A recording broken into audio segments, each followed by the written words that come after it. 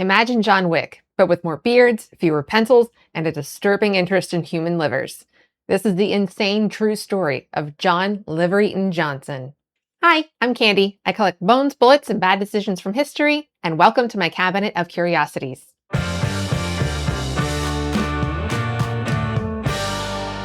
Today's curious fixation revolves around this: the trap. It's a trap! I don't know about you, but when I see this trap, my mind immediately goes to the old school American trappers. The mountain men of ye olde bygone days, specifically the 1800s. Big, grizzled, fiercely independent men who decided the city life just wasn't for them. They took a steamboat and rode their horses into the untamed wilderness of what was then the American West. There they made their bones as trappers and fur traders. They both battled and made peace with harsh winters, other trappers, grizzlies, and a variety of Native American tribes, all of which were a toss of the coin if it would either tolerate your presence or turn you into chopped steak. Basically, they were doing all the things that I could never fathom myself doing. These dudes were basically mountain lions that couldn't be tamed, while I'm a little bit more like one of those hairless indoor-only cats who needs to wear a hypoallergenic hand-knitted sweater to survive. I've read about several mountain men, and almost every single one of them has some unfathomable, insane, totally metal story to tell. But one in particular stood out to me: the story of John Johnson. He had a couple of nicknames that kind of tells you what kind of guy he was. One was Crow Killer, crows referring to one tribe in the region. The other was Liver Eaten, as in John Liver-Eaten Johnson. Why do they call him the Liver Eater? Because he eats livers, Abby. Why do they call him the bullet dodger? Because he dodges bullets, Abby. Johnson is described as being almost cartoonishly big and strong, standing 6'2", 240 pounds of pure muscle, big red beard, and hands that were described as a pair of paws as big as half bushel of Montana wheat. I'm not familiar with what a half bushel of wheat looks like, but I'm gonna assume that it's pretty big. Big, masculine.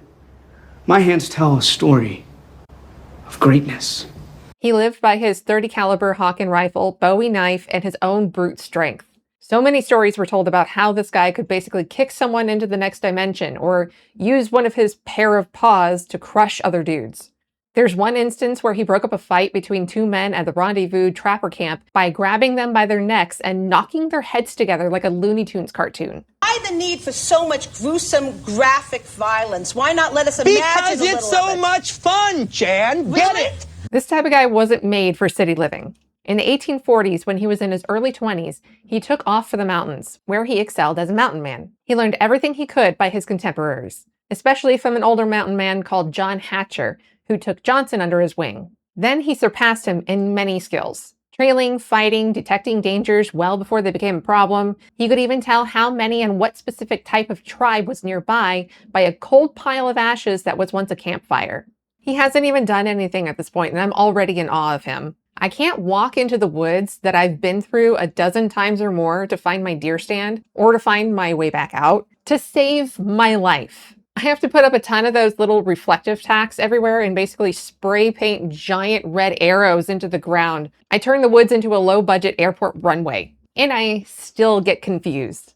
I'm easily confused. Anyway, Johnson was killing it in every way you can think of. He made some friends along the way, despite being more of the quiet, sullen type.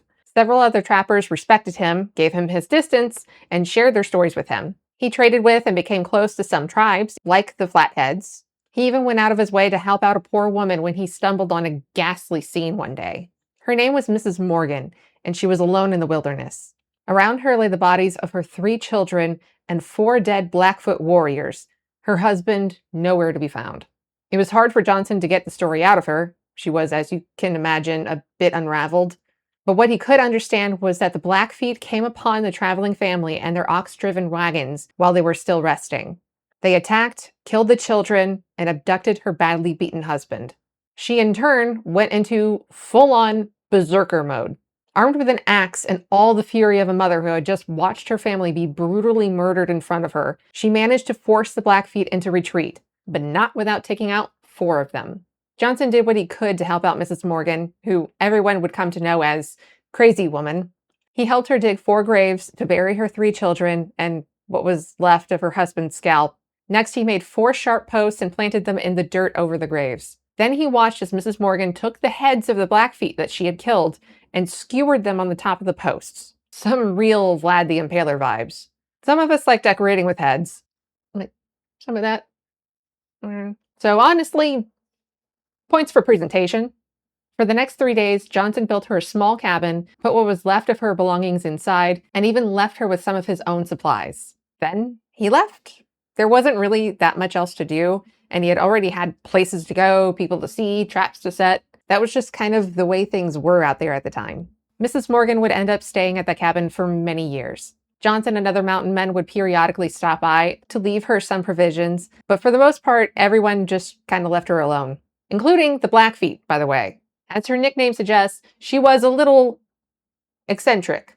And like an ex-husband who realized his wife was collecting toenail clippings and saving them in mason jars, they didn't want anything to do with her anymore. By 1847, his trapping partner, Del Gue, thought it seemed like Johnson had something on his mind. He didn't pry, per usual, but he had kind of an idea of what was going on.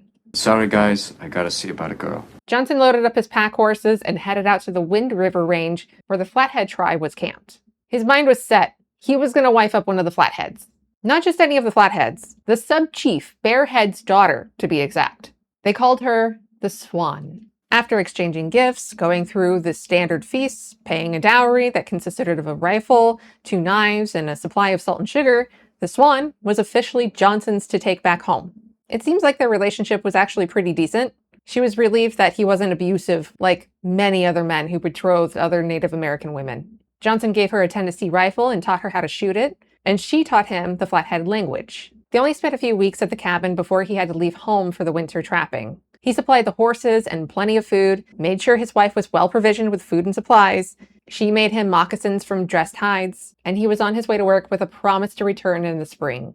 She watched him from the cabin as he took his leave with his loaded pack horses, turned, and went back inside the cabin. And that was the last time the Swan would ever see her husband, and the last time Johnson would see his wife alive.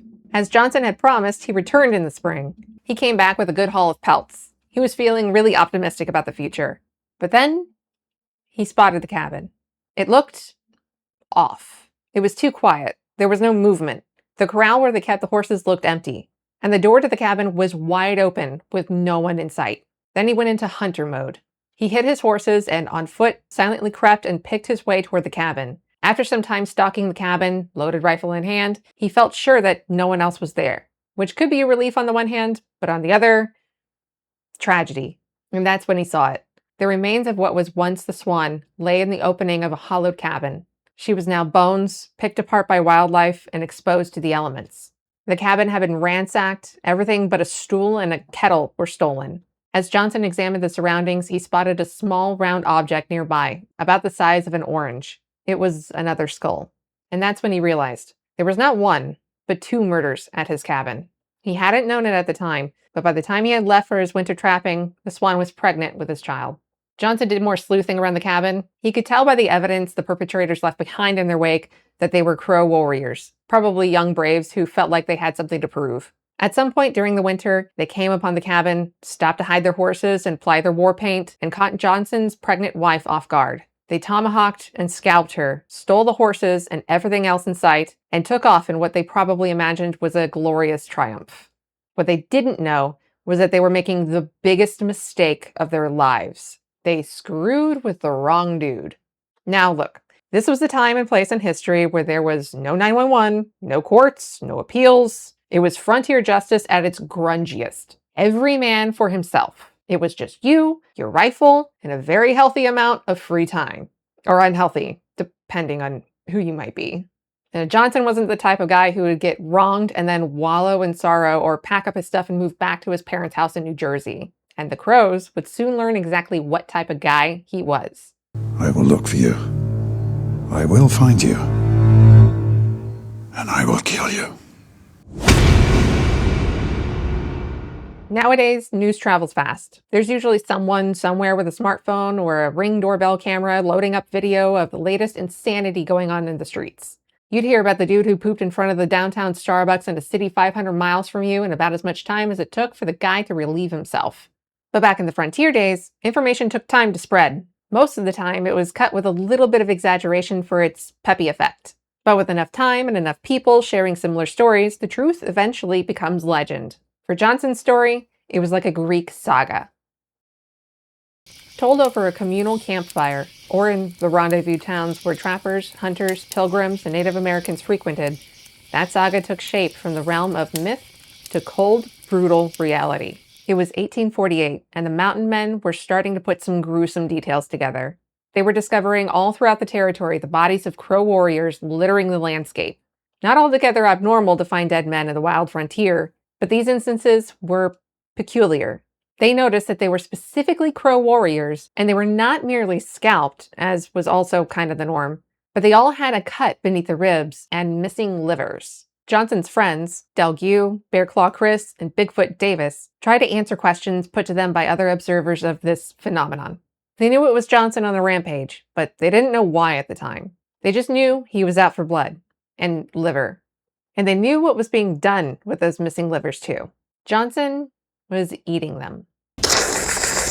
Now, in hard enough times, it wasn't unheard of for mountain men to partake in a little cannibalism. They lived a rough life, a life or death kind of lifestyle, and if you had a buddy who didn't fare as well as you, he sometimes became an emergency snack pack.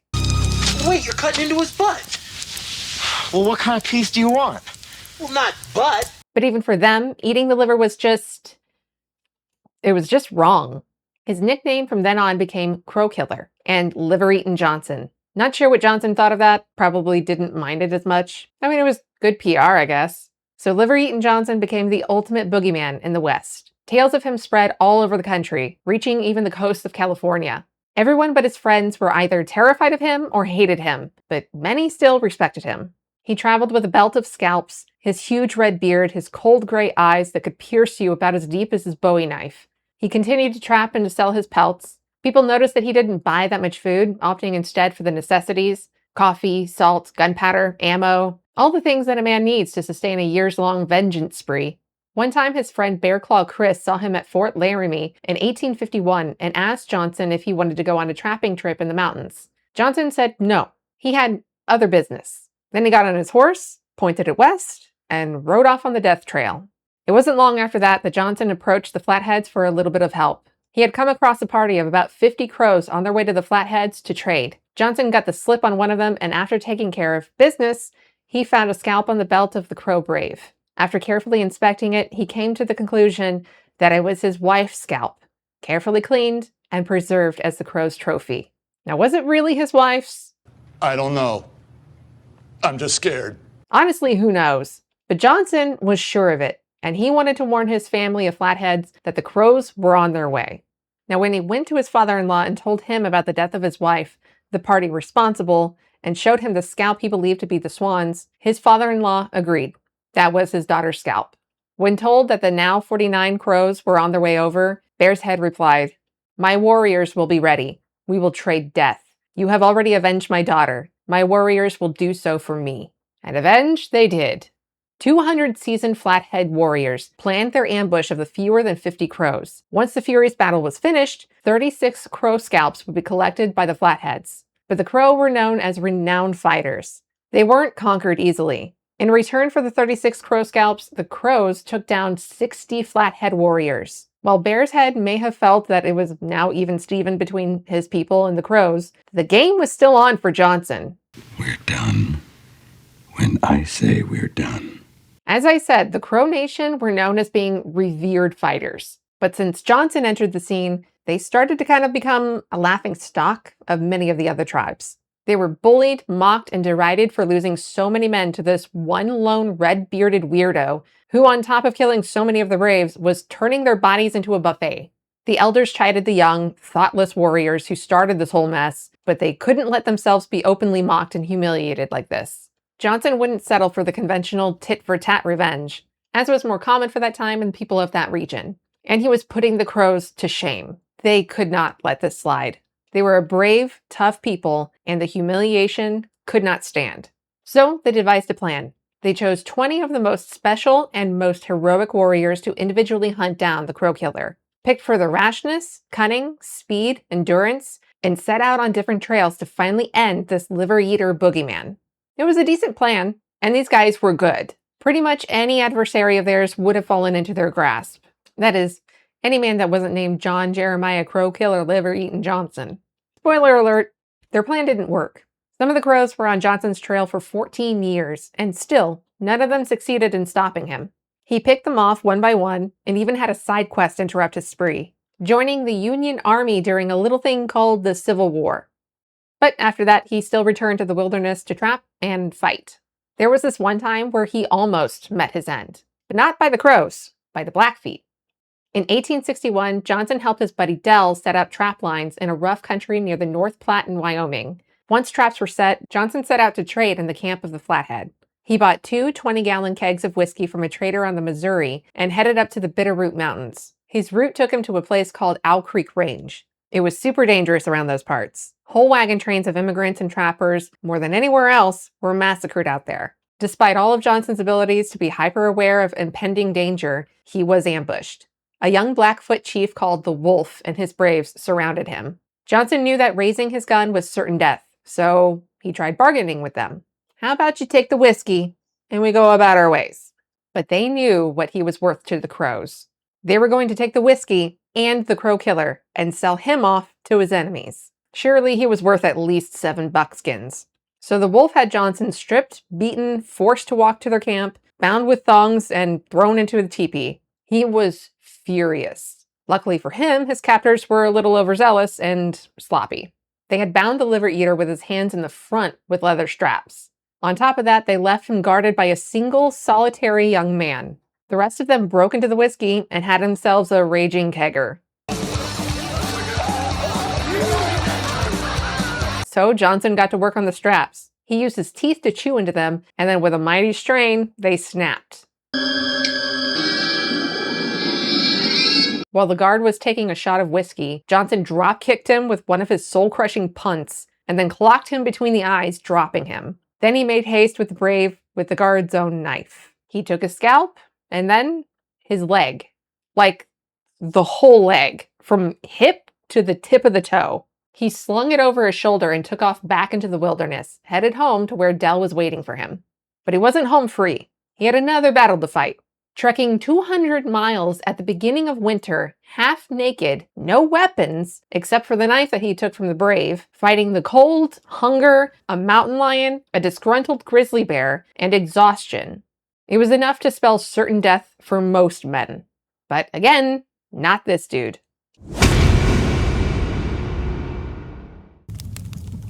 Dell was sitting in the cabin next to a fire, quietly mending a broken moccasin, smoking a pipe, listening to the roar of the winter outside as it beat heavy against the door.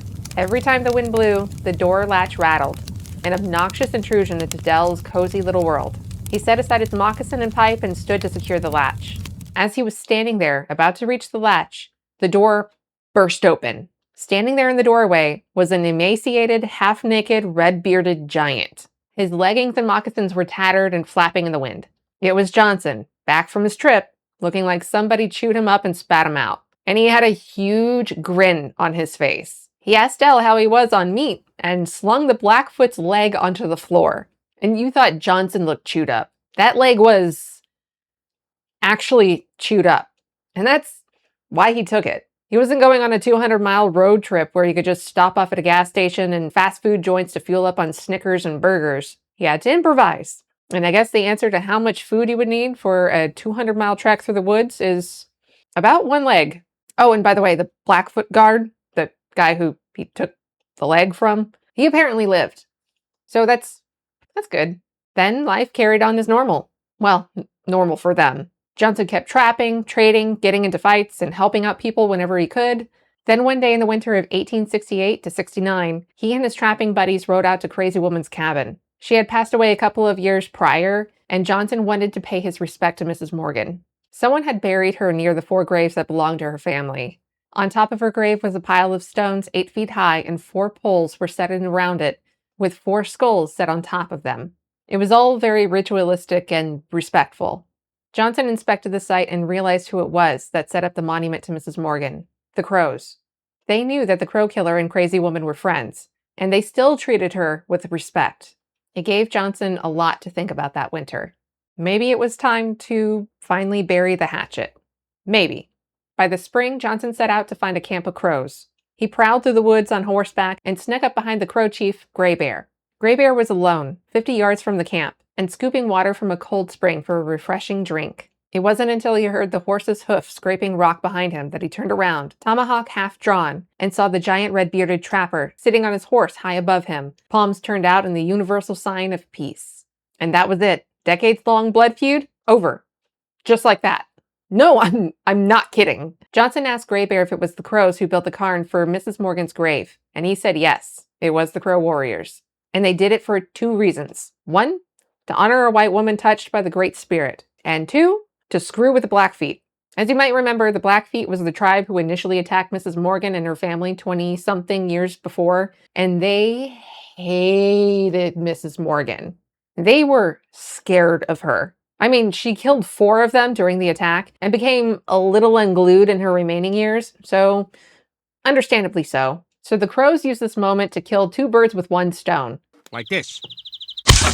Honor the woman that they had respected and stick it to the Blackfeet. Now, what they didn't know was that it would actually end up killing 3 birds with 1 stone, or a pile of stones. Honor the woman, piss off the Blackfeet, and bring an end to the 20-plus year-long feud between them and the liver-eating boogeyman. The amount of crows Liver-Eating Johnson took out over the years is widely disputed. Some historians think it was about 300 or more. Johnson himself said it was 1,299, which is oddly specific. But he wasn't interested in rounding it up to 1,300 for the sake of being a completionist. He wanted peace, and Gray Bear and the rest of the Crows accepted. And they didn't just stop trying to kill each other. They even ended up becoming friends and brothers in arms. Did we just become best friends? Yup! And that was it. He went back to trapping, helping others fight their battles, and even became a lawman for a short period of time. He may have been done with the vengeance spree, but he still kicked ass for many more years until his death in 1900. Now, how much of this legend is true? Don't know. The trouble with verifying stories about mountain men of the rugged West like this is that most of them weren't written down. There were no cell phones with the state-of-the-art cameras and endless cloud storage, no social media, no one following these guys around with a pencil and notebook. They were rugged dudes doing rugged dude things, often alone or with a couple of close companions. They'd share stories about each other, recounting what they saw or what they think they saw, and it'd eventually get to someone who knew how to write. Sometimes there were embellishments, maybe even outright lies, especially by people who were trying to sell the stories to the city folk who were famished for a good adventure tale or two about the Wild West. I mean, we even have that problem now in the digital age where things can be more easily tracked, traced, verified, or debunked. Now, from what I can tell, the stories that were told were at least believed by the people who told them. But take everything with a grain of salt, I suppose. In any case, this trap is the kind of thing that reminds me of the toughest nails guys like Liver-Eating Johnson. Even if I am just a cuddled indoor cat, I still enjoy sitting in the window and watching the bigger cats outside. So, what was your favorite part of the story? And who's your favorite 19th century cannibal trapper? Let me know in the comments below. Until next time, that's it from the cabinet. I hope you enjoyed this video, and if you would like to see more of my content, please press the like and subscribe buttons. And as always, stay weird and tell your dog I said